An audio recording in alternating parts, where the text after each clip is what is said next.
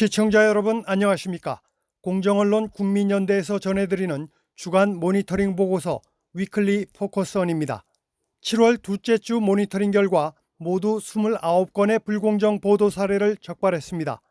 방송사별로는 MBC가 22건으로 가장 많았고 YTN 3건, CBS 2건, 연합뉴스TV와 평화방송이 각각 1건씩입니다.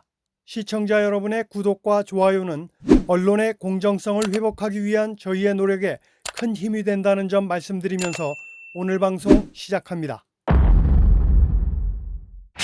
지난 7월 9일과 10일 이틀에 걸쳐 MBC 권순표의 뉴스 하이킥에서는 대통령 탄핵 청원 청문회에 김건희 여사 모녀가 증인 채택된 것과 관련해 증인 출석을 거부할 경우 동행명령장이 발부된다는 허위 사실을 말하며 시청자를 오도했습니다. 법사위의 위원장이나 위원들이 판단했을 때 사유가 되지 않는다라고 판단하면은 동행명령장을 발부를 할 수는 있습니다. 그 동행명령장 자체를 안 받기 위해서 피해 다닐 수도 있는 거고.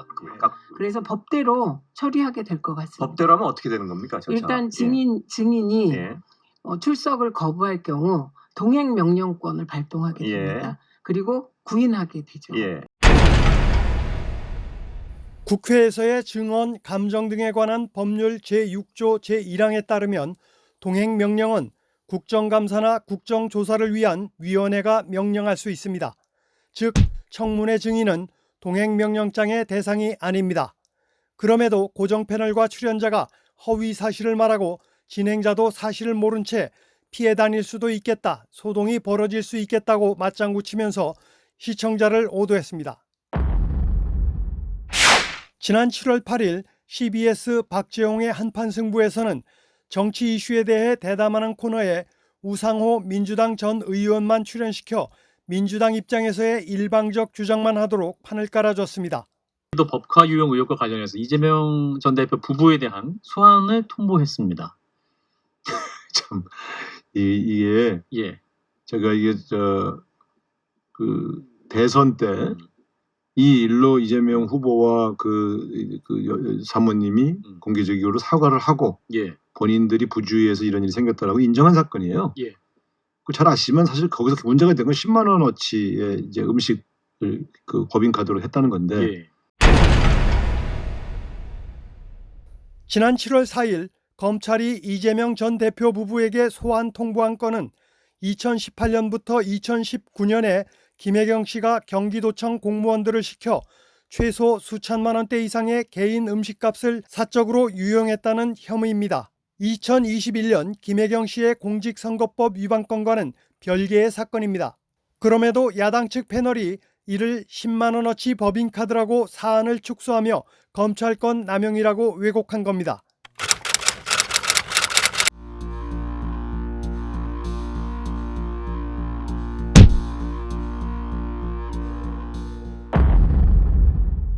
지난 7월 10일 평화방송 김준일의 뉴스공감에서는 정치 전문 기자 타이틀로 정치 이슈를 전하는 패널이 해병대 사건과 관련된 이종호 녹취록 중 해병대 사성장군 체제에 대해 사실과 다른 말을 하며 구명 로비가 사실인 것처럼 왜곡했고 진행자도 이견 없이 동조했습니다.